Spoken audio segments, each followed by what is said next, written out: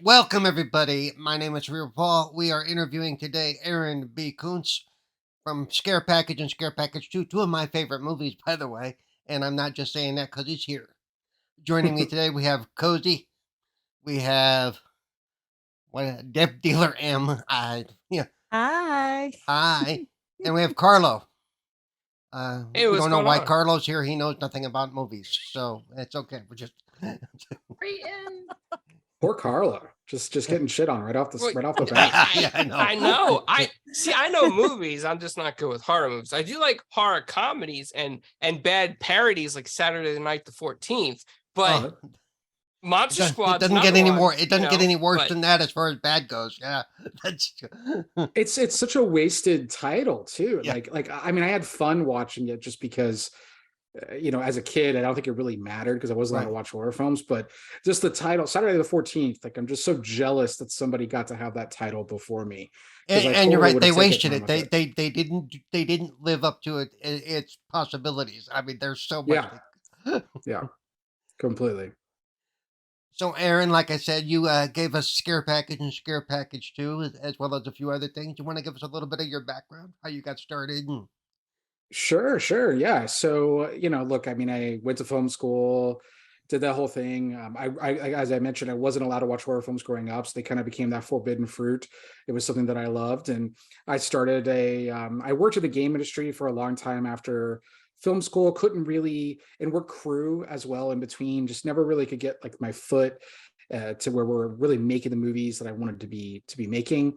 And it was hard to sustain just working crew for a while. So I think it was like 2012 or so. I finally started a production company. Just like it was like three of my friends, and we were like, "Hey, let's just make some shit and figure it out." And that was it. That was all it was going to be. And we started making some short films that were not very good, but we learned things that we liked to do, and we learned things that we didn't like to do, and kept doing that. And yeah, now Paper Street Pictures has been in business for over 10 years, and we are up to. With Paper Street, I mean, myself, I'm close to 20 films produced, 4 films as a feature writer director, but with Paper Street, I think we're 13 or 14, with the company alone. So yeah, it's been, and a lot of that's in the last, 5 years or so. It's been a crazy stretch. Yeah, I've noticed with Paper Street, you listed some of the films recently on your Twitter feed. And I'm like, I watched that one. I watched that one. And I've enjoyed all of them, which is cool. It means you're turning out good stuff, Cool. That makes me happy. Yeah. The hope is that it becomes a thing that, like I love, like, if I saw that Canon logo, back in the day, or Hammer Horror, stuff like that, some of those iconic logos, like that's what we want to do. We want to create a brand that whether or not I'm directing or writing, but that even if we're putting our company behind something, it's a unique genre film that feels a little different, might be a little crazy.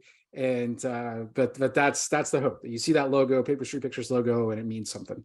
Well, I think the mantra I've seen is making scary movies doesn't have to be scary or something like that is what you have. Yeah. So that's actually with Blood Oath, which is my other side company, which is a spinoff of Paper Street. But no, yes, making scary movies less scary to make. Yeah.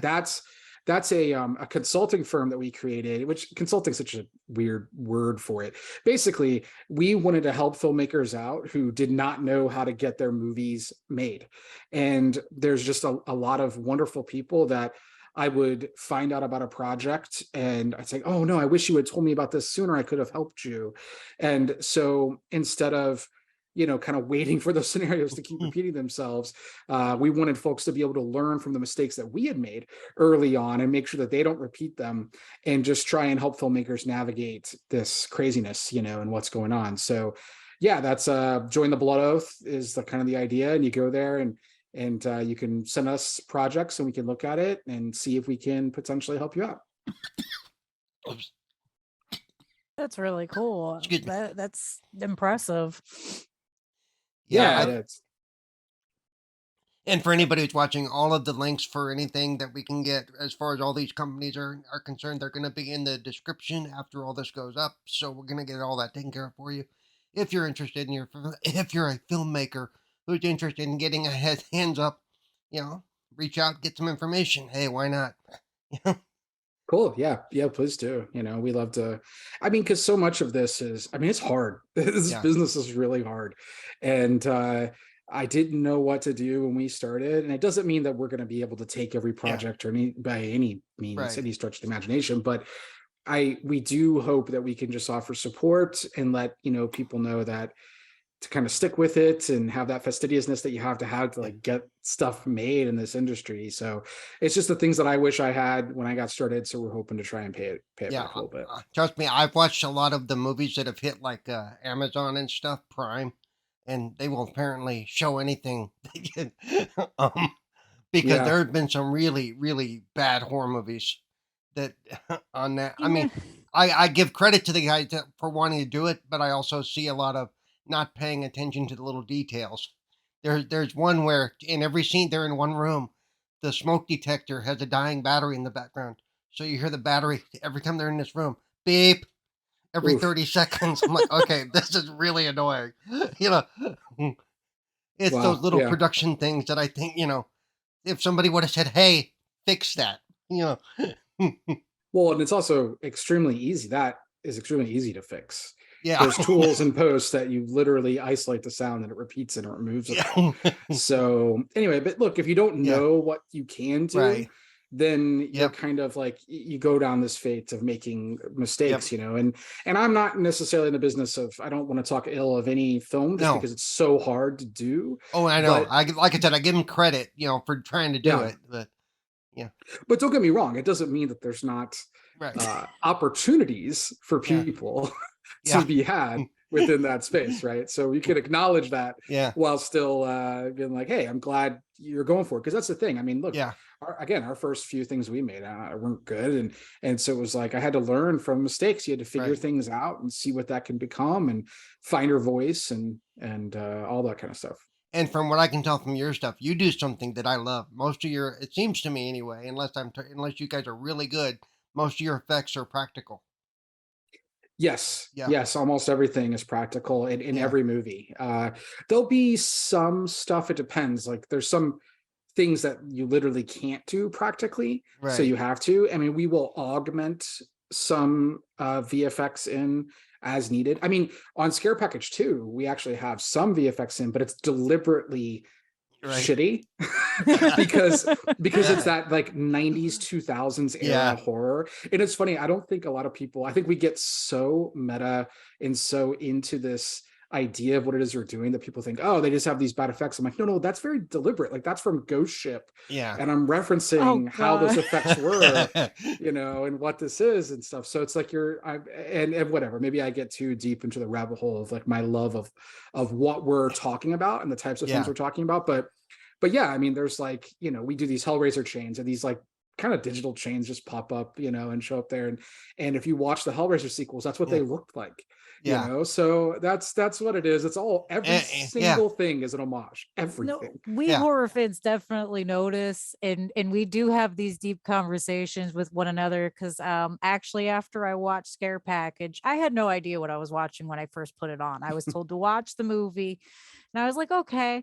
So I didn't read on it. I just went into it and watched it. And a few minutes in, I'm like, okay, is this supposed to be like this? And then as it went on, I'm like, this is amazing. This is the best thing ever.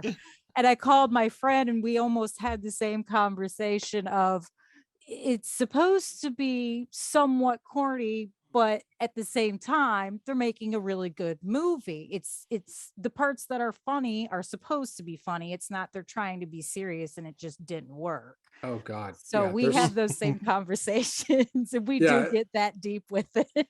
That's great. I love hearing that because it is truly, and sometimes I'll run into someone who will like have some logic issue with Scare Package. And I'm like, you have an issue. What is this? There's a moment in Scare Package 2 where we take Byron Brown, Sam, and he gets hit by a machete and he goes on a wheelchair down these steps, right?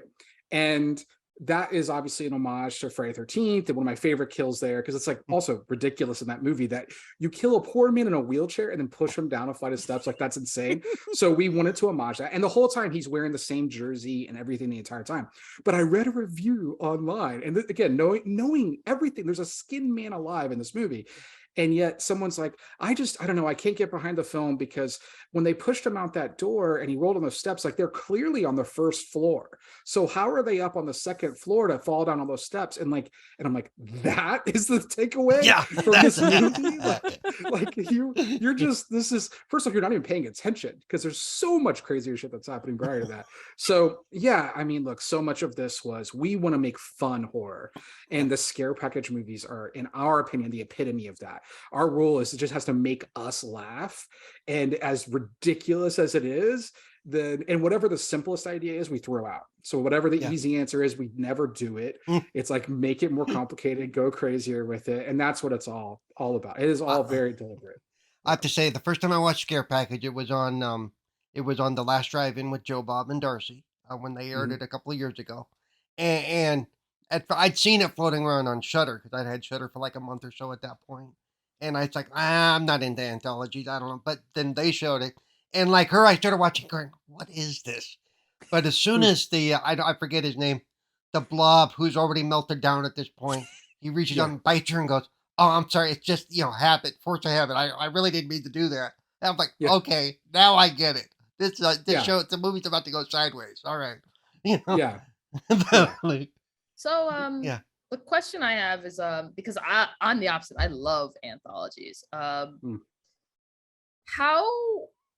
What is exactly your process when you went through creating an anthology? But, because you have to keep it's like consistent in its inconsistency. Like, it's just the best way to describe it. And how was that for you?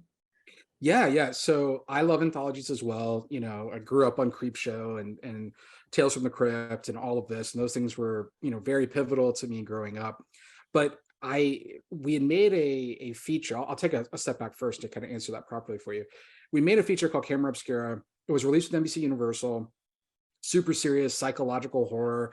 My cut was never released. I was always bummed about that. But the movie was, I'm very proud of it, but it's a downer. Let's just put it that way. Like, it does not end and people aren't smiling. They're like, oh, you're just like drained. And we played that in a bunch of festivals. I was like, man, I don't know that I need to do something like the opposite of that. I want to, and I miss fun horror. Like, I grew up on fun horror. And again, and those anthologies I think are very fun. And what those represent. And Monster Squad, which was referenced earlier, another huge reference point for me. So those types of movies like really resonate with me. It's like, how do we make something that's really fun with like no money? And Cameron Burns, who's like the co-creator with me, he kept pushing an anthology. He's like, look, we know these other filmmakers. We know how to make shorts really inexpensively. We could take our time. We could make a short, raise a little more money and make a short and kind of go through that process. And I was like, well, that all makes sense. But I don't think that we can do anything different in this space. Like, I was, I knew that the new Creepshow reboot was coming on Shudder. The VHS series was already extremely popular. It's only gotten more popular lately, and Southbound and Trick or Treat, and they were making that sequel to Trick or Treat. All these things were coming, and I'm like, I think we're too late, was my thought.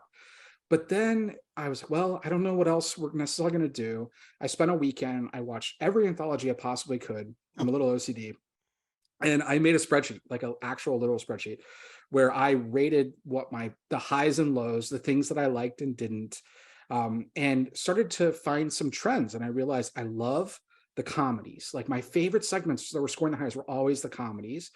And then the things that frustrated me were the wraparounds were not cohesive. Like, I'd be like, just get me back to the next segment. Like, I would get frustrated. Right. And then things didn't necessarily always flow together in a very good way. Like, even if you really liked a segment, it's and you really like both of them, and they still felt tonally so into a different world. So I was like, okay, this could work. Like, what, and and then I also wanted there to be an overarching theme, not just horror, not just anthology, not just tales, that there is a theme to all of this. So first, make it all horror comedy. Second, make sure that the wraparound story, the core story, if you will, is its own standalone film. So even if you don't watch a segment or you skip a segment, this is its own. Like, you pull the segments away and you have one cohesive story. And then the hook was going to be, it was originally, the first title was called Tropes. And every segment was just a different set of horror tropes that we were subverting. Right. And then I was, well, if the movie's about tropes and we're talking about tropes, then the title should also be a trope. So that became the Silent Night, Deadly Night, shopping mall style pun titles. That was a thing. So we put all that together, found a bunch of filmmakers that we love, that were friends of ours, that when we made short films, we played at festivals together. And everything was fresh and created just for this. We gave them a list of tropes that we wanted to subvert, like ideas and jokes. It's like, this would be funny if it takes place here, or this thing here, and what that could be. And then worked with these really talented writer directors and said, hey, go write something in this world for us and what that can become. And then we would give notes, come back. And then once they had kind of that idea, we would work with them to put together the budget, make these individual segments. We produced each of them, so we're kind of keeping some cohesion. Myself and Cameron, as kind of the creators of all this, are like giving notes and figuring out how they fit into the whole. And then we are writing the wraparound story around what they've written to make us go in and out in clever ways. So we're like waiting to do that, which is a luxury that you wouldn't normally have on a regular film. And then the last part was to keep that cohesion going, is the post process was all streamlined. So it's the same composer, same sound designer, same, color grade, all of this. And these pieces came, and, you still let those filmmakers kind of do their thing. And if they go a little off, that's okay, but you kind of reel them into them for the most part. And we were off and running, but it's kind of like a TV show in a way. We're kind of show running something. We're bringing these people in, but to get to customize it back to what they did is what I think really I hope started to separate us and make it feel like, oh, this is different. Like, this is all cohesive. It's one movie, even though it's an anthology at the same time, if that makes sense. I actually think my favorite story from the scare package is the wraparound story, because the ending was just amazing to me. I loved it. Them running around and, oh, you're the virgin, you're the slut. That was just beautiful. So well done. Bravo. Yeah, no, thank you. That was wonderful. Yeah, and I always knew that the story was going to become its own segment at the end, and what that would be. But I will say, I didn't expect, Jeremy King, who plays Rad Chad, is someone who's been in all my movies. Like, I literally kill him in every movie. So, and every movie, his last name is Buckley. So it's like all this like Buckley universe stuff that happens. So and there'll be references to it. There's like a reference where he says, my brother's murder settlement money. That's referring to the way he dies in another movie, so he gets, it's silly, very, very silly. But I knew Jeremy was a very talented actor. I knew that we had a really fun character, but I killed him. I mean, I punched a hole through his face in this first movie, and then by Dustin Rhodes, and then all of a sudden people are like, I love Rad Chad, and people wanted t-shirts, people dressed up as Rad Chad for Halloween, and I'm like, oh no, what have we done? Like I just killed this beloved character. And we realized that what was supposed to just be this story that we tried to build up and make something seemed to land more than we ever expected. And now it was, people wanted a sequel, and to me, the only logical place is you had to finish this Rad Chad story and continue in some way, even though he's dead. Like, how do you come up with a way to do that? Yeah, I loved at the funeral when going through the videotape, and he's fast forwarding through all the different ways that he possibly died, leading up to. yeah, it's like, okay, we're having fun now. Yeah. Well, and again, I think you have to have, early on in these films, you want to kind of set you send these shots out that are like, by the way, this is the kind of film we are. This is the kind of film we are, just in case you kind of get roped in, and you're just letting them know the silliness and absurdness of it. But yeah, I mean, that whole montage are some of my favorite kills in horror films, number one, and some horror film references. And then it's also all the ways I'm afraid I'm going to die. So like leaving the oven on and stuff like that, or like things, and great white sharks. I think I might die by great white sharks. Stupid, silly stuff like that. That's where all that's like a little bit of me, a little bit of my horror love, and a lot of weird absurdity in between. By the way, let me real quick, let me explain that. It's not like I don't like anthologies, but a lot of the issues I have with a lot of the older ones are the things you pointed out. The wraparound doesn't work. It doesn't seem to flow well. There's one story you like out of 3, so okay, But I'm older than you. I'm pretty sure. I mean, my first real Thor anthology that I remember was Trilogy of Terror, which, Yeah, yeah, oh yeah, yeah, I know you know what it is. Karen yeah. Black I've in seen three it. different I've seen roles. it. Yeah. Yeah, And the yeah, the infamous voodoo doll that everybody recognizes goes, "Hey, I know that voodoo doll." yeah, I'm an old man. yeah. That was There's no, you're right. No, there's pluses and minuses for yeah, sure, and I think part of it, and look, part of the problem, if I would say, yeah, with some anthologies today is because there's this idea, and I run into filmmakers, as a producer of other people's films as well. I run into filmmakers who have this kind of like idea that, well, I can make a short, I know how to do this in 2 days. So if I can just make 5 shorts and then I'm shooting a whole feature in 10 days and it's done, or I know these friends, we can just like, just you go off and do something and you go off and do something and we'll call it a feature. Or even, to me, the worst is when you have finished films and then you just license all of those and you say it's an anthology. Like, don't get me wrong, I guess by the definition it's an anthology, but there's no curation, you're yeah, not like trying to put this together and find a way to make them flow and do that. And even if those individual moments and can be great for those filmmakers, but as a viewer, as again, I looked at this as someone, whatever we're making are things that I enjoy watching. So I'm like, I'm not going to enjoy watching that as much, so I don't want to right. do it, and that's where that goes. Yeah. Because yeah, I've seen some really good stuff. I mean, Art the Clown came out of an anthology. And Hmm. he's now a creature all himself. You know, and it's Yeah, just completely. yeah, Yeah, he's yeah. Damien's amazing. done well there. Yeah. Yeah. So Yeah. Carlo, you had a question. Yeah, I do. So one of the questions I had for you was I wanted to ask, when it comes to making what you do, I know that, it may not be on the scale of, let's say, like a major blockbuster you see in theaters or on Disney Plus these days, but however, you still have to have a budget and get things done. So when it comes to getting a movie set or getting a set to use, do you guys still have to run out like from a major studio, or do you guys have to just find local places to run out? Like, how usually does that happen in the scale of the business that you're in? I mean, well, first, look, the secret to making a lot of movies, I think there's a number of people who will make their first film and then they never make anything after. And the reason is because they're able to pull all these favors, get all these things together. They make something. And if that doesn't actually make money, even if it's critically acclaimed, it can play at a festival, all these different things can happen. If that doesn't actually make their money back, then those people are not going to be giving you their money again. So the secret to doing this is you make your money back and then they roll that money over into something else, right? I mean, it is a business, right? So if you can kind of understand and look at how to do that, and one of the things that we've gotten good at over the years, especially in these last 3 years, has been understanding where this can fit in the marketplace and figuring out, because people will come to me like, oh, I want to make this movie for $2 million. And I'm like, okay, you can definitely you can make any movie for any low budget film can be made for 2 million. It could also be made for 5 million, 10 million. It could also maybe be made for 200,000.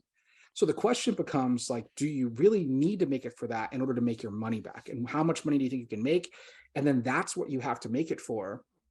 And then if you go out and you do that, then you can roll that over and maybe you'll get a little more, maybe you can take more chances, things can happen, but you kind of have to go through that process. So, we as Papers for Pictures, my production company, and my partners, which is Cameron Burns, who I've referenced, Ashley Sneed, who kind of is a line producer and handles a lot of budgets for us. You have Alex Uding, who's our director of post-production, and he's an editor with us, but also helps facilitate everything as it's going through post. You have Sean Talley, who does a lot of new media work and helping us. He's also on set, like he's an on-set guy for anything we could possibly ever need. You have Farrell Rose, who's in development, and now we also have Zena Dixon, who's helping us in development and some post-coordinating as well. And so you put these pieces together and you have these people and we all assign all these duties and we say, and we're doing this right now. Like literally today, I'm doing this process where we have a project and okay, so we need to find these 15 things. What is the least expensive way to do those things? How do we make those work?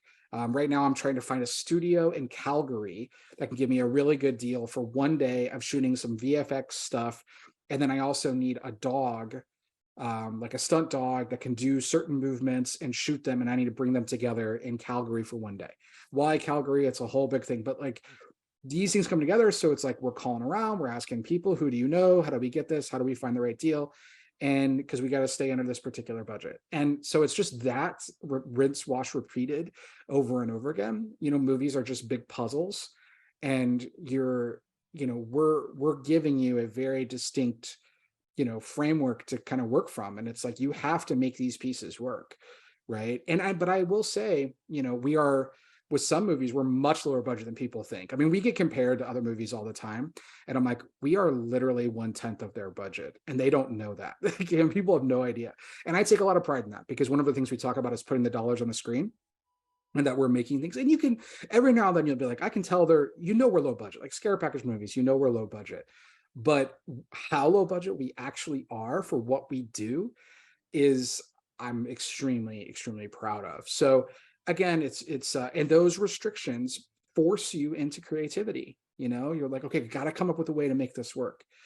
Scare Package 2, we are sitting in a warehouse that was an old flower shop in Oklahoma City that I went around trying to find. I knew that was where we were going to shoot for a variety of reasons. And we went around, I scouted forever trying to find the right warehouse and what we could do. There were sound stages and all this stuff, but we couldn't afford them. I didn't like how much money they cost. So we found this old flower shop that was basically falling apart. I mean, truly, like there were areas that if you walked, you would fall through the floor. So we had to figure out, do a safety pass. What is safe? Is this safe? Number one, because that's what, first and foremost is safety. Then it's like, okay, it's safe. Now it's like, can it even work at all logistically? Right. So the room where they have like the mass on and the bees, and then the room where they play beer pong. And then that's actually the same exact place. And if you look at the floor, you can tell it's the same floor over and over and over again. And we are literally overnight painting a wall, putting up some stuff, cutting off an area, shooting a different direction, and it looks like an entirely different thing. Then right next to that room is where our funeral was. And then right next to the funeral is where our chain room is, where, Sam comes through the TV and all that. Everything is right in the same section. So it's like, okay, this is my location. I can turn this into how many locations within this location. That saves you time, which is what's called a company move, because you're moving from one place to another. So it's like, and now when you don't have to worry about leaving, packing up, going, driving here, doing this, you can now spend those 2-3 hours doing a really cool makeup effect instead. Right. So then you get to put time into the things that matter to me more. And then we, quote unquote, get to put our dollars on the screen. So it's all just a puzzle of those types of things that we're playing with, and then where we get the money from changes. Every single movie is different. Sometimes, we have a really good relationship with Shudder, very obviously. We've made, I think, 6 or 7 movies with them. And sometimes they'll fund a movie for us in advance. Sometimes we make a movie and then we sell it to Shudder. We work with RLJ, we work with Wellgo, XYZ Films, Dark Sky Films. So it's whomever is the right partner at that time and how we put those together and make it work. And it's, every movie is a unique snowflake or some cliche. I don't know, but they're all just different, and you got to find out the right way to put those things together and make it work. Wow, that's really cool. That's just the fact that you take one location, you've turned it into multiple sets right there. Not only, like you said, is that time saving, but that saves financially, and that saves a lot of that stress of driving back and forth, and everybody's still in the same area. So you don't have to get moved from a different hotel or anything. Everything's right there. That's pretty good. And literally everything's right there. Like the video store is the floor below us that we built that video store. So they're building off hours while we're doing that. The even when Kelly Maroney takes the tape and she's going around doing the found footage stuff, all of that is the weird side rooms and everything around that. The back area where we have the car and they drive away, that's the actual back of the building itself. Like it is and I think, look, there are some filmmakers, and again, I respect the process. I respect someone's creativity and what they're trying to do. But there are some folks who will say, well, it has to look like this. It has to be this. And in an indie filmmaking, you just can't do that. You have to say, this is my like North Star, this is our goal. And then it's like, well, this is what you have. And it's like, okay, how do I make the most of what I have? Not sit there and complain about what I don't have. And once your mind frame changes and you look at this as like, well, here's an opportunity. Like, what can we do with this? Rather than what I can't do with what I had in my head, it just changes. It opens up the way you look at everything, and they just become opportunities rather than problems, right? It honestly sounds to me like similar to running a haunted attraction in October, honestly, because I mean, I run a haunted house, so that's what I do is we set up different rooms with different scenes in them. And my partner and I sit down and we have a conversation of what themes we want, what we want the things to look like. And it doesn't always work, Mhm. but we shoot for what we can and we do what we can. And a lot of it is the same. I mean, we save money where we can and reuse things and make things. And that's really cool to hear. Cause I mean, it's like I said, it sounds exactly like what my friend and I do, every year. Yeah. We spend months planning it and executing it. And it's kind of sad we only get celebrated for 1 month. It'd be nice if you could leave that stuff up for ages because it takes a lot to do, especially when you don't have a lot of room and you need a lot of space for something. Yeah, completely. I mean, you're describing film producing, really. I mean, it's the same thing. Yeah, it's trying to maximize the dollars you have, maximize the spaces you have. And then we'll take the things we build and then we'll reuse them, so the back of this wall becomes the back of the front of that wall, and that kind of stuff too. So, I mean, God, I can't even tell you, I mean, we cut off Jeremy King's head once and we use his head like over and over and over in other movies. All the movies have the same head, and sometimes we'll just, and it's a different person's head sometimes, because you can't like whatever we can do, Right. that kind of stuff happens. Yeah. Well, I understand. I've made props that are probably 10 years old now, and nobody ever notices that it's the same prop from the year prior because, give it a little paint or scrape some paint off or give it a different angle, and it looks completely different. It looks brand new. Well, you know what I mean? It looks like a Oh brand yeah. new prop. Well, another example of this, I made a film I wrote and directed called The Pale Door, which was a horror Western. And we had these witches that took about 4.5, 5 hours to like do head to toe makeup for the witches. And I could not afford to have as many witches as I wanted. So we had this huge shootout scene in a brothel. And we have like 4 or 5 witches like total, but I have to kill like 20 witches in the scene. So you take them and then you kill one, then you flip the camera to the other side and you put a wig on one, you change it and you put a little change their contacts or something, and then you shoot that one. And then you have another that falls, and the same one that falls is the same one that's shot there, but you can't tell because it happens really fast. And you just do these things really quick and you make it chaotic. And like we kill the same witch like 6 times in the Pale Door, but you can't tell because it's so fast and what's going on. And it's just, I don't have time to make more witches, so I will make this witch 6 times do this thing. And thankfully you have great stunt people like Jen Rader, who was my sub person on that, who just did this over and over again. Oh, and by the way, Jen Rader from The Pale Door, who did that, is the girl who plays Claire, who's the first one who starts vomiting in Scare Package 2. And One Kelly of my Maroney favorite vomits. sequences.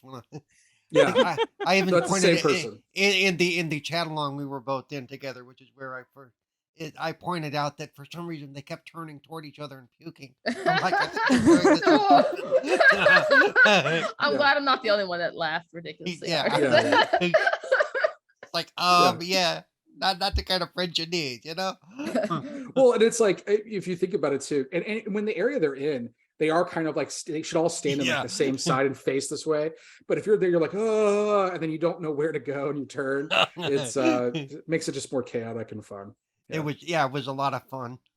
And I actually did watch The Pale Door after we started communicating about doing this interview. So yeah, I've actually watched that one as well. Very different tonally of a film. Very different tone, yes. Yeah.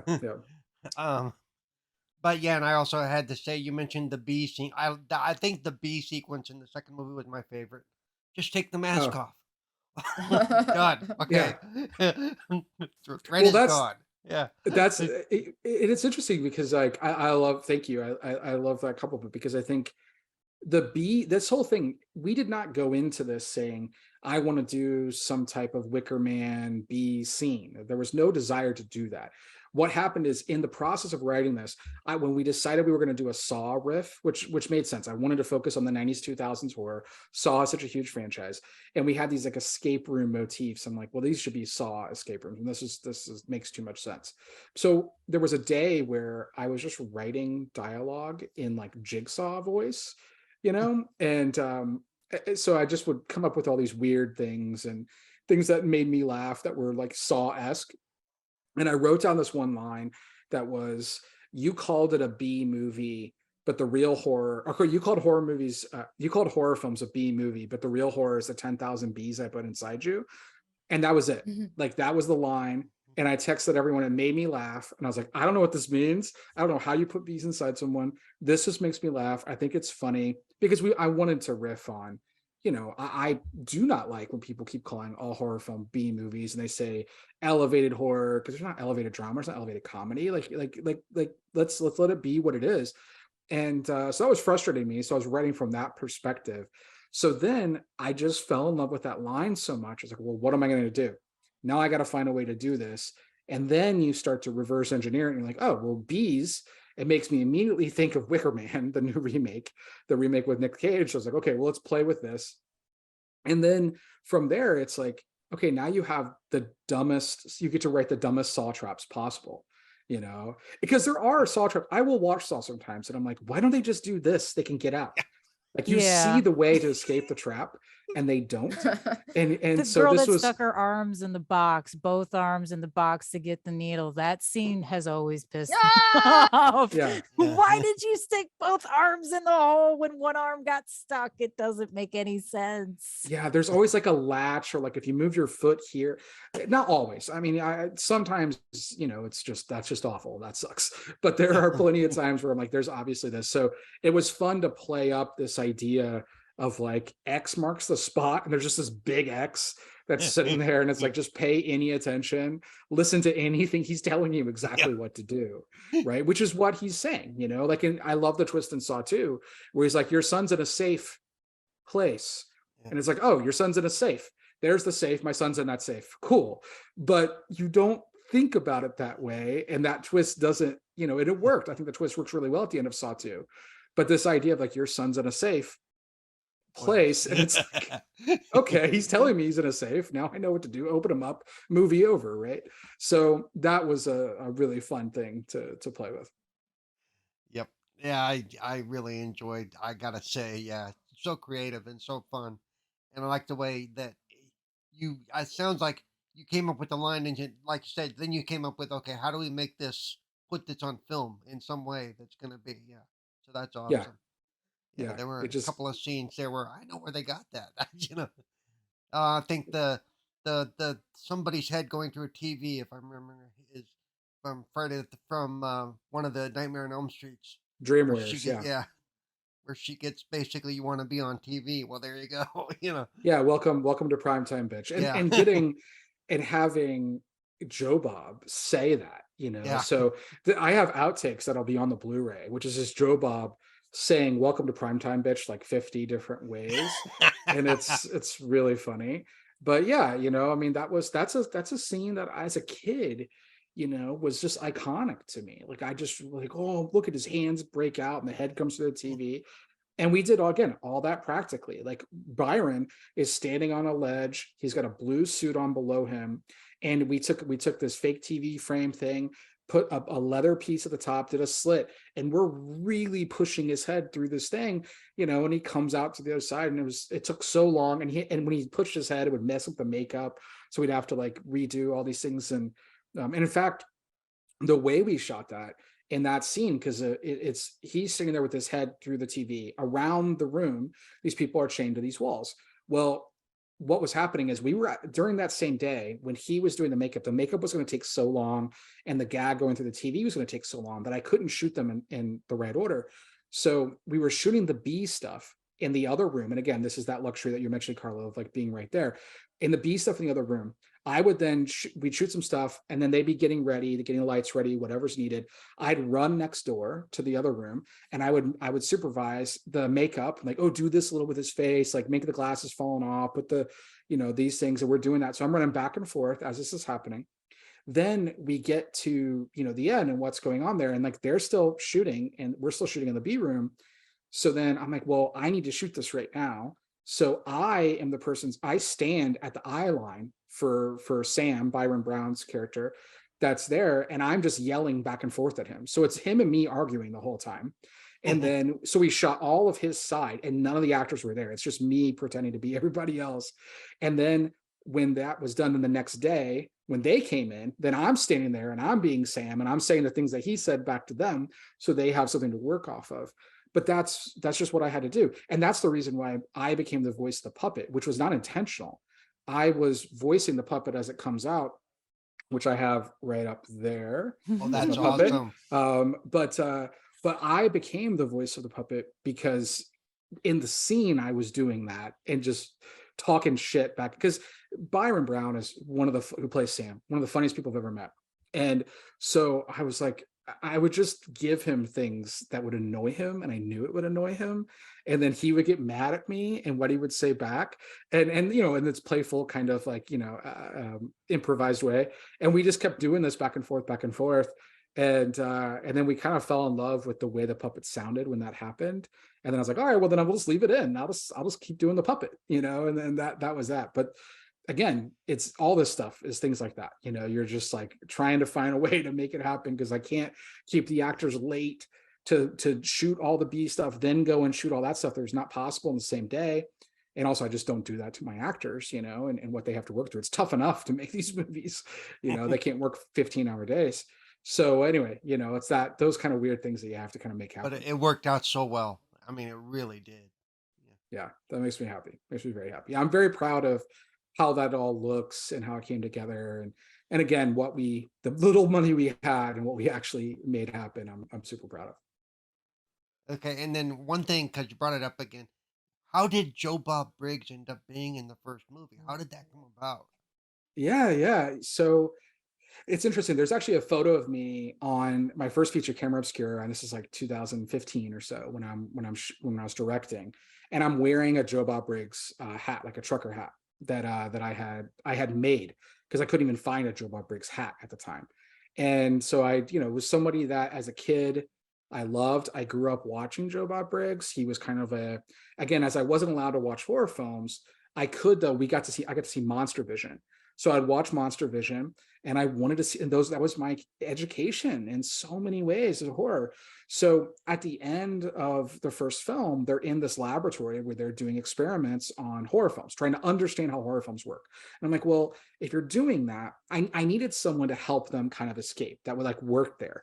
And I was like, well, it'd be boring. Again, the easy idea you throw out, right? So the easy idea was, oh, there's a worker that's there that's also scared and they want to help them leave. And I was like, nope. Let's do that. Let's not do that. Let's make it more complicated and fun than that. Let's make it be, there's a worker there, and the worker is a consultant. That's a horror consultant that they've hired so they can understand the rules of horror. And now I need to get a celebrity horror consultant. And there were two names that came to mind. And the first was Joe Bob Briggs, and the other was Elvira. And I was like, that's it. It's like, those are the two people that I think of from my childhood. And this is prior to any of the Shudder resurgence. The Last Drive-In had not aired again. None of that stuff was happening. And John Bloom, who's Joe Bob Briggs' real self, he's on set, and we were, to backtrack, he had followed me on Twitter, I think, a couple years prior, and that was like a big moment for me, and I was really excited about it. And I just messaged him, and I was like, look, man, you worked for Scorsese. You were in Casino. Okay. Like, I know you can act. I want to write like a real part for you, in this little tiny horror movie I'm doing. I don't know if you still act anymore, whatever. I think he was about to do something with like The Barn or something like that. But like, there was nothing that he had really done. And he was like, oh, this sounds great. And then I was like, set up the script. And he has a manager, and I sent it to his manager, and she's like, this is really funny, and I came up with a little extra money to bring him in. It wasn't a lot at the time. I mean, it's not anymore now. But at the time, and he showed up. We had him for like a day or two, flew him in. And again, I consolidated everything we had to do for him in like the one day. I had doubles of him where I needed. So like, it's not him in the background and stuff like that. All these, again, those restrictions, right? We had to come up with creative ways. So there's moments where Rad Chad, after he falls through the wall and Rad Chad's like talking down to him, the guy who's laying there is a double, and then we just, so how you're doing all this stuff. So you're coming up with these ways, and he just understood what we were trying to do. He thought it was really funny. I told him that we could improvise, and he did. He improvised some lines, and and then after that, he mentioned, he's like, yeah, well, Shudder. I think on set there was some mention of like Shudder might be trying to buy or license some of my old episodes. And like there was talk, that was it. I mean, it was not even a new thing or anything. That was the only thing that was mentioned. And then all of a sudden we found out that, oh no, they're going to do like a one night only thing, and that was the first night. And then that night Joe Bob broke the internet, right? Was the hashtag, and everybody went online and we all watched. I stayed up all night watching that marathon, and I was like, oh my God, like this is so great for us. And I'm so happy for John. And it was just this amazing thing. And so then when that show became, a hit for Shudder, huge hit for Shudder, really put them on the map with so many people, we had the opportunity to world premiere on the Last Drive-In, and I was like, let's just surprise everyone and premiere there, and that was something that John and I worked out, and it was just one of the greatest nights of my life, truly one of the greatest nights of my life. Yeah, I think that was awesome because for those of us that are horror fans and also fans of Joe Bob, it kind of it made it very meta to go, okay, this is really cool now. Yeah. Yeah. Well, and no one knew he was on it. That's the thing. Yeah, Like we were able to do this, and we kept it a secret. We played at some festivals, but we were able to keep it a secret. And I'm just so grateful to those people for doing that, because it allowed the Last Drive-In audience to be like, when he, we do that, and we do this dramatic, and thankfully, I didn't listen to some of the people when I wrote the script and I was shooting this. We came up with a shot list. They're like, people don't know who Joe Bob Briggs is really anymore. Like nobody's going to know who he is. And I was like, I don't care. The people who do know who he is, like myself, when you do this dramatic push in, when he's like holding the axe and he's like, come with me if you want to live. You're like, what? This is Joe Bob Briggs. Like that was a moment for me. I didn't know who else was. I knew for me, that would be cool as shit. And so that was the thing. So to have done that, and we did this long setup, it was a hard shot to even get and everything and all this. And like he's turning the corner and the lighting and all that. And we kept doing it until it was right. And then so to have that now and let that be that moment for everyone, it looks like we created it for the Last Drive-In, but like it just was for me.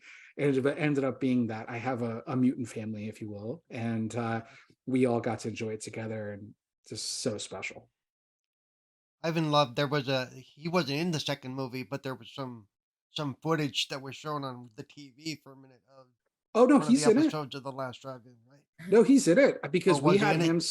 Yeah, we had him say, "Welcome to Primetime, bitch." I mean, that's him. Oh. We shot him doing that, and then in I'd the have credits. I'm sorry if I missed that. I No, didn't it's okay. go back and watch the second one yet. I did watch the first one again. Yeah, no, it's all good. And then in the credits, that is him. Yeah. We have Ernie and everything when he answers the phone.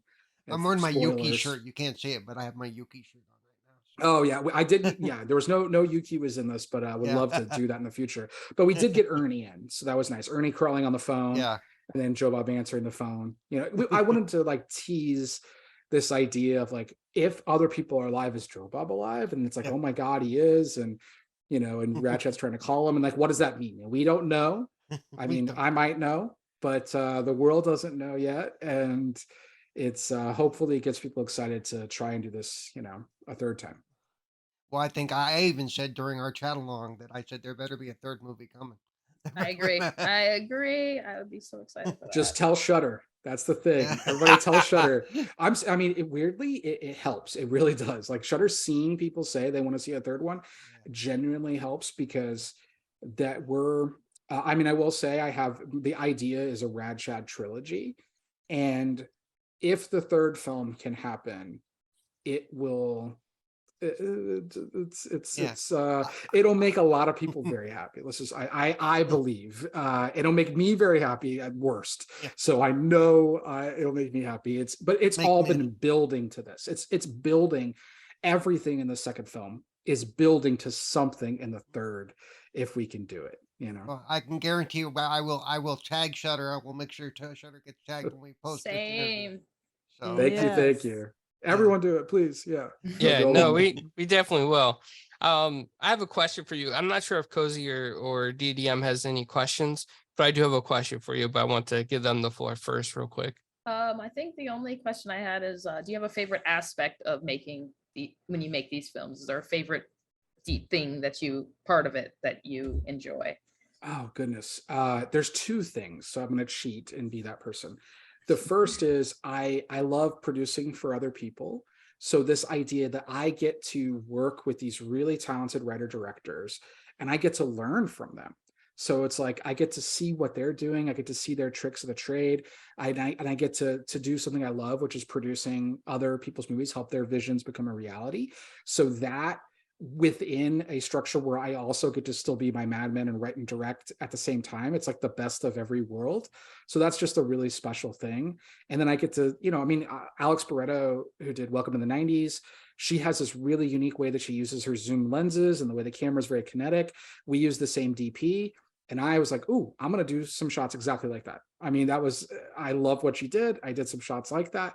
And that was, things I had thought of before, but seeing the way she did that inspired me to do the same. So that's a wonderful piece of this. And then I would say just as a whole, making genre films and horror films in general, the reason why there's a lot of reasons why I make horror films, but I think when you're on set, it is just, again, it's so hard. Every movie is a miracle to get made. It is so hard to get a movie made. But when you're there and you're working long hours and you're working with like some crew you've never met before, you're in some weird city because we're having to go all over the world, to make stuff. Like I'm about to go to New Brunswick, St. John, New Brunswick to make something later this year. Never been there in my life, but that's where I need to go to make this movie. That's where the most money is available. So that's where we're going. So you meet all these new, unique people, all these personalities. They're working long hours. We don't have a ton of money, so nobody's getting some great pay or anything. And you're just like, you have to be reminded of like, why am I here? What am I doing sometimes? And when you're making a horror film and you do practical on-set gags and you do something that's this like big blood effects, creature effect thing, and it happens and it works, everybody, like the vomiting that we were doing, we did that early on in the shoot. And we've got, icon Kelly Maroney, with this like vomit rig on her, and she's vomiting with these people. And everybody's gathered around the cameras. We're all watching her vomit this practical goo all over this other actor. And then they're all cheering and clapping. And it just like reinvigorates everyone. And then the people who might not even know, like, because some of these crew, they don't even read the script, they're just there to do this one thing that one day and they move the lights. But then they see this and they're like, oh, this is what we're making. This is fun. And they get to have fun making a movie. And then you do that. And then you treat people with respect and you care about what they're going through. And then everybody becomes like this family. And it just becomes this really, really special thing. But it starts with like, well, I guess it starts with just how you treat others and the empathy that you need to have of people on set. But then after that, when you pull off a big gag, so those moments where, in the Pale Door, we threw somebody through a door. That was this amazing moment. We threw somebody off a balcony. Here, there was the vomit stuff. I mean, even when, when Sam's head comes up through the TV, I would show people, I'm like, hey, come over here, guys, and look at this real quick. And then they see him like pushing, he's like, doing this thing. And then and Rich Sommer and everybody's laughing and they're going back and they're you feel like you're in something together because most of the time you don't see the end result. Like you don't know how this is going to look, right? It's not just somebody with like a tennis ball and a blue thing, when you do those practically. So back to your earlier question about practical effects, right? This is one of those reasons, right? And this is how those things pay off. And God, it is like the energy on set when you get to land one of those things is the best feeling in the world. DDM, did you have any questions before I ask my question? He pretty much covered any questions I had, because the only major one I was gonna ask was if you guys preferred to use practical effects or computer generated, but you answered that quite a bit ago. So Yeah. Yeah, unless if we don't have to use it, we don't use it. Unless it's like an actual story device. We try not to use it. Yeah. we appreciate that from the horror community. At least my friends and I, we Yeah. all Well, me have the too. I same much prefer discussion of, practical. well, I Yeah. know you, sir. So Yeah, I mean, I think I think of the first scare package, the ending portion, we had something like 22, 23 gallons of blood that we used. Mhm. And because we're literally spraying it on the walls and all this stuff and everything everywhere. And so, and we were like, wow, the gallons of blood in a per minute ratio was like as much as Dead Alive and like the Evil Dead remake had done. And I was like, okay, now I feel like that's a list I want to be on, stuff like that. Oh, wow. That's interesting. One thing I want to ask you is I noticed that, on your credits, it says that you're a producer. So there are different roles in filmmaking, obviously producer, screenwriter, sometimes co-producer, director. What would you say separates a producer from a director? Yeah, well, it's a totally different job, right? It's a totally different job. So, the films that like I'm writing, I'm also directing and I'm also producing, right? So I'm kind of like there, and it really started with my first passion was writing. I became a director to protect my writing, and I became a producer to protect my directing, right? So the producer is who's putting all these pieces together. They're deciding what movie gets made, basically. They're the ones saying it's going to be this director with this script and this location on this budget. And that's why when the Oscar gives out Best Picture, the person who gets that award is the producer, right, of the film and what's there. And then their job is within that is to support the creative vision of the director. So the director is in charge of that creative side, and they're the ones that are putting this all out there into the world. They're like, this is the way I want to tell this story, whether it's their own story, someone else's. They're making those creative decisions. The producer's putting parameters around those creative decisions. They're helping them solve those problems creatively. And that's something that, again, as I was referencing to Cozy's question, which was about one of the first things I love, which is working with these other directors. So when I'm producing for another director, I get to look at it from a director's perspective. I get to think about how could we solve these problems creatively that still let you get your vision out there without being hamstrung or without me just saying, no, you can't do that. Because no, you can't do that isn't, but it's like, say no, but have a solution, and what's there. We're like, look, we can't afford that. But I think we could try to do this. Or what if we try to rewrite the scene to do this, or if we just shot this direction and not that direction, and how you save that money and all those things. So, but the producer is the end all be all, right? They're the ones saying yes or no. You'll hear people talk about who has final cut, right? So directors like to, negotiate in a lot of contracts to have final cut, meaning that they're the ones that says what the final version looks like. And with our films, we always work with directors. We give them final cut so that they can do that, because again, we don't want to restrict what's there. Now in Scare Package, that's the only one that's a little bit different where, because I'm directing the main story, I'll have final cut for the segments too. But I think there might've been like one or two things we've ever disagreed with that didn't make it in. And they were very, very small, minor things. So that's kind of where that goes. But yeah, I mean, it's, the producers, the financials, getting that together, the logistics, hiring the crew. They hire literally every single person that's there, making sure that's there. And then, we also, as from the company's perspective, I'm also kind of in charge of the sales and the distribution. Like I'm finding who we're partnering with, who we're going to release the film with, how we're financing it, who we're getting money from, and how do we get the money back to those people. As a producer, that's that main focus with that. Now, but again, when I'm directing, so like the Pale Door and even the Scare Package movies, Camera Obscura and the stuff I'm doing now, I'm all of those roles, so it's through. But that's the common that happens sometimes too. M. Night Shyamalan, someone who typically, well, actually he doesn't always write all his stuff, but usually he would like write, direct, produce, all that. Tarantino, Paul Thomas Anderson, those folks, take all those roles and what's there. Wow, it's a lot of hats to wear. Yeah. Well, then in indie film, you're also like helping out with art department. You're also helping out with like your assistant director department, which is like the scheduling. You're also helping out with budget. Like in indies, you're doing everything, so, but that's okay. If you love it, it's not work, and you're Sounds excited to like you do it. definitely love it. So There's nothing I love more. It is a drug and I can't get enough of it.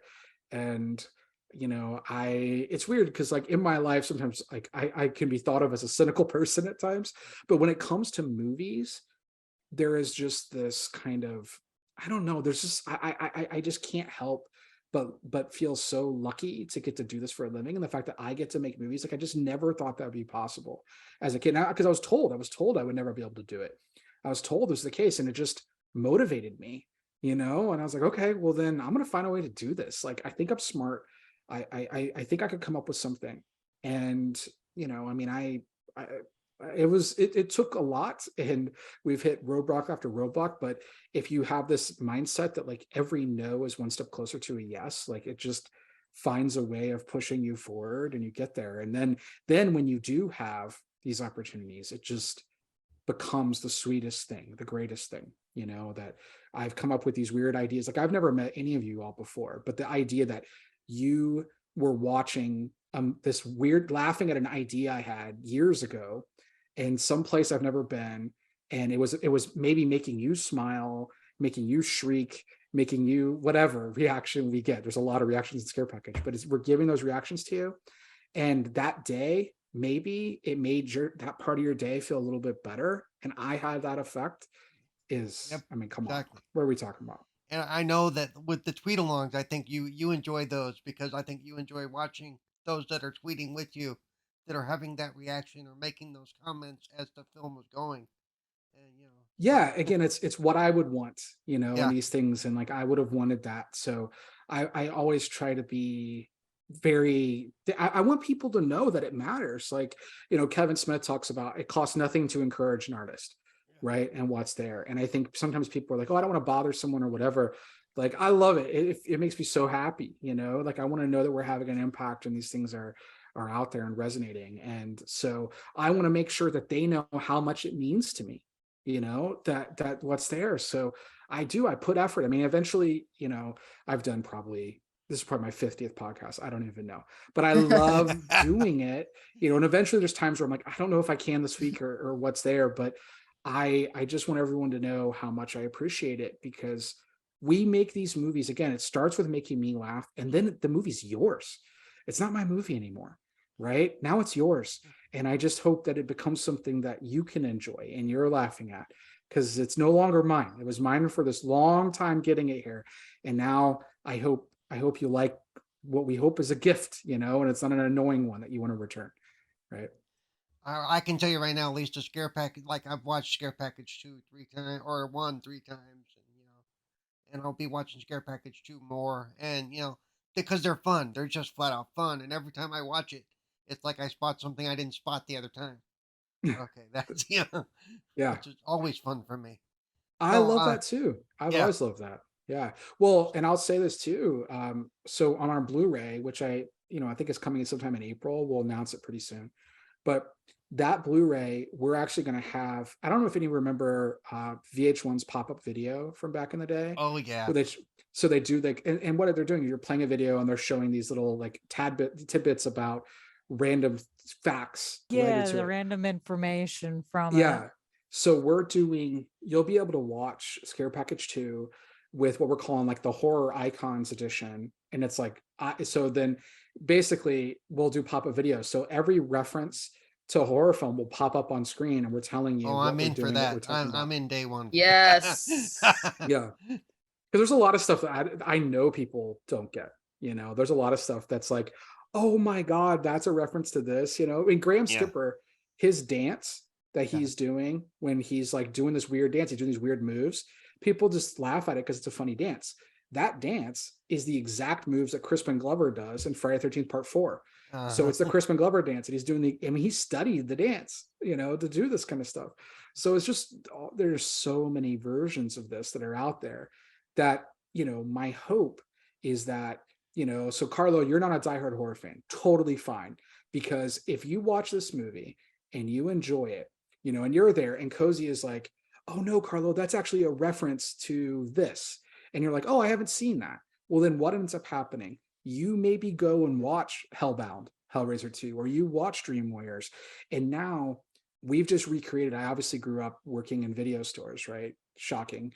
But now that old thing that I used to do where I was the person recommending these horror films, now through my film, I'm now recommending other horror films and we're spreading the word and it becomes gateway horror again, right? So it's like for the diehard fan, don't get me wrong, but it's also, it's not gatekeeping, it's gateway. And I think that's like an important thing. We're trying to bring more people to this because that's what makes it so fun. It's like watching this with people and like, oh my God, this and oh my God, that. And that's the hope. And one of the things that I've kind of aspired to do. Because it works both ways. Those of us who've seen all those movies, we recognize the scenes. But if you haven't and you go back and you watch some of those movies, you go, I've seen that before. Oh, that's right. They did that. Yeah.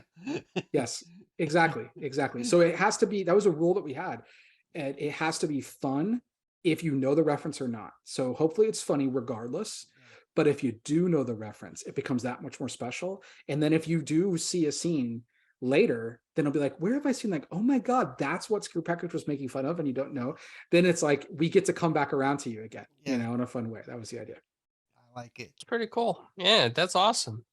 So like Army of Darkness, Critters, Puppet Master, those I could tolerate easy. Like they weren't too scary for me. Friday the 13th and Jason, it got me a little bit scared when I was younger, but then I used to tell myself, oh, he only goes after teenagers, so it's not a big deal. So it's like, I felt kind of safe for a while until I became a teenager. Until I so you could watch it as a kid and you could watch it as an adult, but you couldn't watch any of them for that period in between. Yeah. No, I mean, me too. I had a reoccurring dream where it's genuinely scary, where I was running the woods from Jason Voorhees, and I went into a tree that had like one of those big openings, and I crawled up inside a tree, and there was this little hole, and I'm like looking through the hole, and then I see him look at me, and then he chops down the tree with me in it. Oh. And like that was like really disturbing, and it stayed with me for years and years and years. But I'll tell you what you should watch, Carla. You should watch Friday the 13th Part 6. Jason Lives, which is the Tommy McLaughlin version. It's complete fun. It's like the first zombie Jason, and our opening titles of Scare Package 2 are an exact homage to that. It like goes into his eye and what's there. And that movie's a blast. And it's fun, over the top slasher horror. It's one of my favorites of that entire franchise. And yeah, I think it'd be a great one to visit. All right, yeah, I'll definitely check that out. It's okay. And you'll see Scare Package references. So what was that, Paul? Since we're telling stories about, I'm going to tell everybody that's going to see this a story that's embarrassing for me. But I watched Friday the 13th as a kid. I get jump scares and stuff, but nothing too major. I've always liked gore and stuff. You can thank my grandmother for that. But at the end of Friday the 13th, and when it's the serene lake and stuff, and all of a sudden Jason jumps out, probably the only time I had a bowl of popcorn in my lap. Let's just say they had to clean up the living room after that. The most serious jump scare I've ever had. Oh crap! Yeah, that's a legendary jump scare, and it was all added at the very last minute. The movie was not supposed to end that way. No, and it's so Savini, who had just seen Carrie, and you got the hand that comes out of the grave at the end of Carrie, right. And Savini was like, "You need something like this at the end of it," and he talked Sean Cunningham into putting that scene in. And then if it wasn't for that scene, we wouldn't have Jason as we know Jason today, right? So, and what's there? But yeah, I mean, those things are wonderful. No, I mean, like as a kid, I mean, God, I was scared of all kinds of shit. I mean, it didn't even matter, So you're fine. You're fine. The only nightmare, the only creature that ever gave me a nightmare, God's honest truth, Frankenstein's monster. The only creature that ever gave me a nightmare. That's funny. Yeah. I think Alien really scared me, the just Sigourney Weaver's, that Alien, it just I don't know, that one really kind of got under my skin in a really specific way. And then Jaws scared me as a kid too. That was one I was allowed to watch, but it was just so thrilling. I just was like so into it. It's my all-time favorite film. I got like a Jaws It's top on my. tattoo. It's Ooh, that's that's nice. cool. Oh, that's really cool. It's Oh, funny you mention Alien because that was actually the first horror movie I was allowed to watch as a child. And I was really young watching it. And when I asked my mom years later, okay, mom, what made you decide to let your 6-year-old watch Alien? Like, of all things, like, I appreciate you encouraging. My mother's always encouraged my love of horror, even though she hates it. She encourages me to watch it and do the theme parks and stuff. And I said, why did you let me watch Alien at such a young age? And she goes, well, I figured if you got too scared, it was easy to explain away because I could just tell you that aliens didn't exist and we don't have ships that do that yet. So it's not a problem.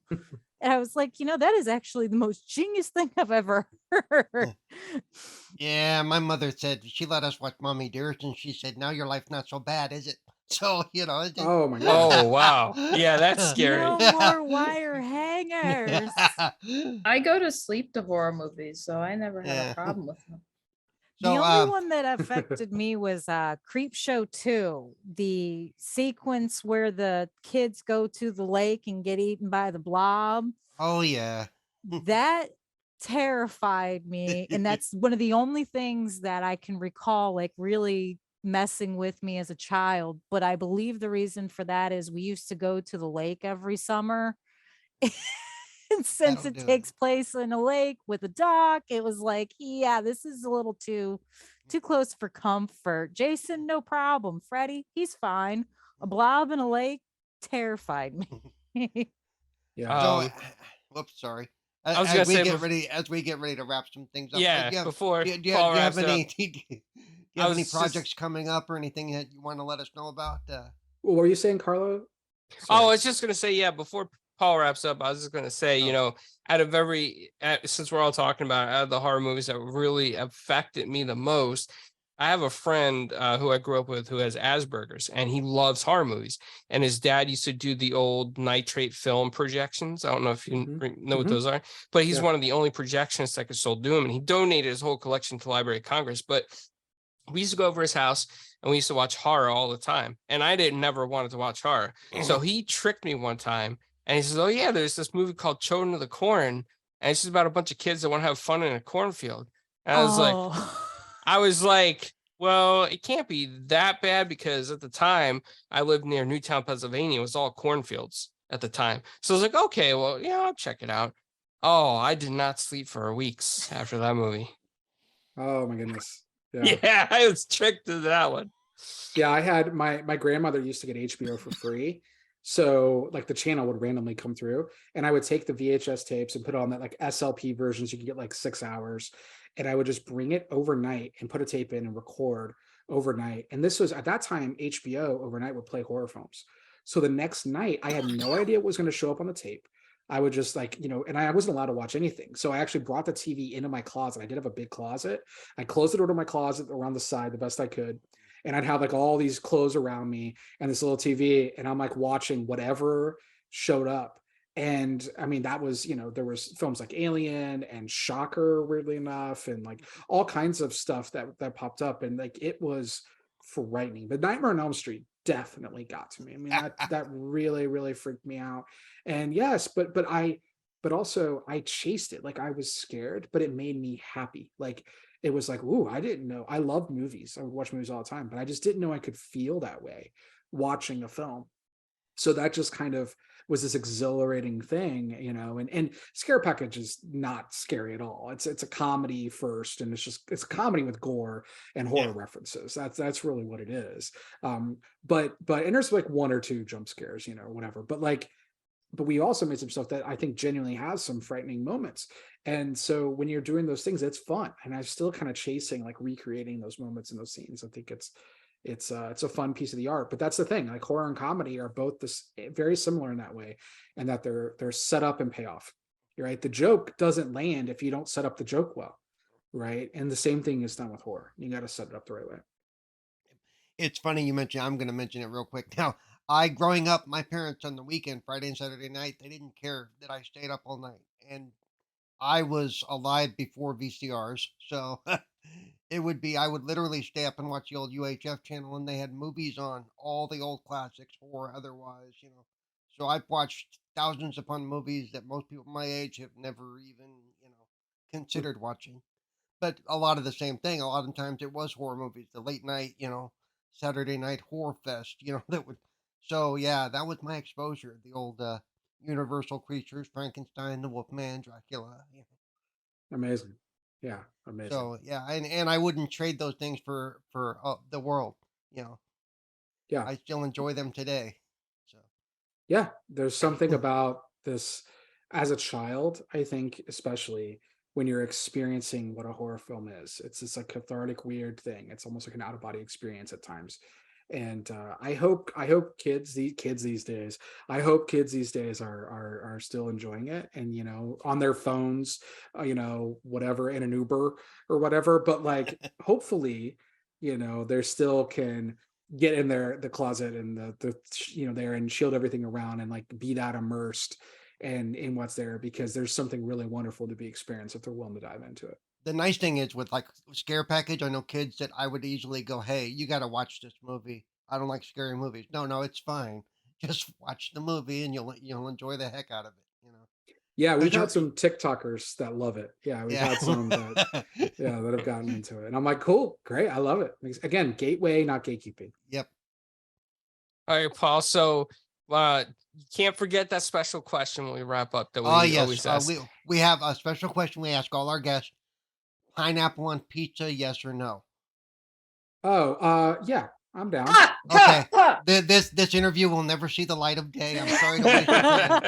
ha, ha, ha, ha, ha, ha, Yeah, I was ha. out. Cozy's pineapple pizza too. You know, so I don't normally, it's not like I normally order it, but I won't pick it off if it's on there. But I put hot sauce on everything. So Okay, interesting. pineapple and pizza with hot sauce is nothing wrong there. It's good. That was yeah, because the hot sauce will counter the pineapple. The sweet and nastiness. spicy. Yeah, A little yeah. sweet and spicy. Interesting. I know Yeah. that's the first time I heard that. I Everybody. do like mango hot sauce. So Yeah, like pineapple. mango. Yeah, exactly. Like a mango habanero is so good. Yeah, sweet and spicy. It's really nice. I put I always buy this like hot honey, and I'll put like, we'll do toast, and you'll put a little peanut butter, some banana, and then hot honey on top. That shit is so good. Wait, Yeah. now if I'm remembering, aren't you're headquartered in Austin? Technically, yeah. I mean, we're all over the place because we're, Right. you know, making But movies that's everywhere. But part of yeah, the whole Austin. keep Austin weird thing. I think is that. Sure, yeah, yeah. I think we're doing our part. We're doing our part in that way. Yeah, for sure. Anyway, so back to my closing question because we've been going a while. I don't want to keep you much longer because I know you probably No, have I things appreciate to it. do. Thank you. Yeah. If you have anything new coming up that we should be looking forward to or anything like that? I mean, yeah, right. So there's a bunch of stuff that's been out. So in October, we released, you know, Old Man.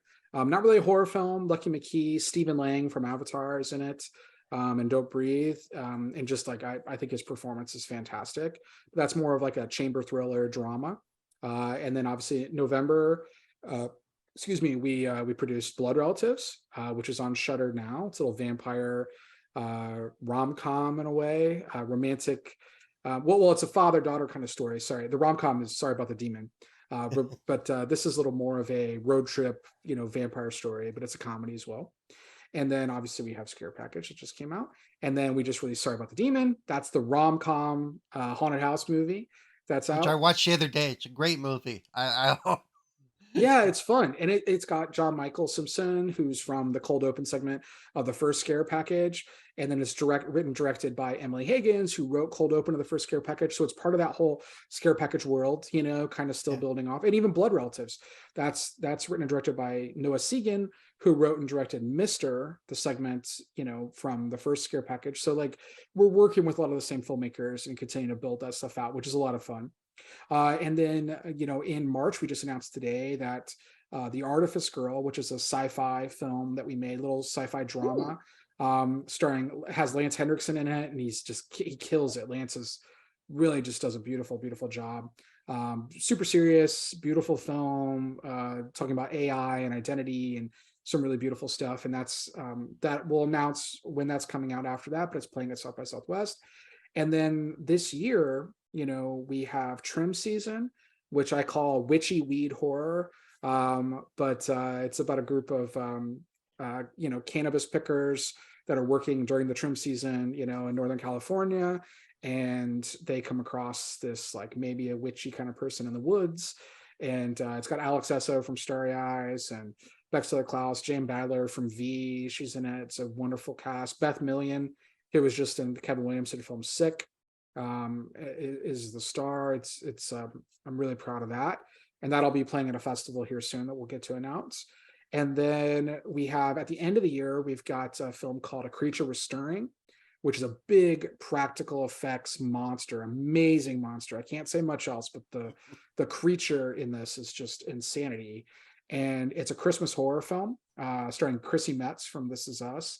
It's Annalise Basso from Snowpiercer TV show and the Ouija sequel. And so there's just a really, that's a fun one. Damien Levesque, who directed Cleansing Hour, that's his film. And then I would say probably the biggest film we have coming out is a film called Shelby Oaks. That will be more news on that will come soon. That is a super scary one, Carlo. I don't recommend it for you, buddy. But it's really special. Chris Stuckman's a writer director on that, and should be some big news will be coming on that pretty soon. But very, very excited. It's one of the bigger movies we've made. Yeah. Awesome. Well, Aaron, Paul's going to thank you for coming on too, but I just wanted to say thank you as well for coming on, hanging out with us, talk to us about what you're doing. Look, thank you all so much for having me. I just really appreciate it. And, you're talking about these movies that we've made, and that means the world to me. And I just, so thank you for giving us the platform to talk about it and watching this weird shit that we do. So.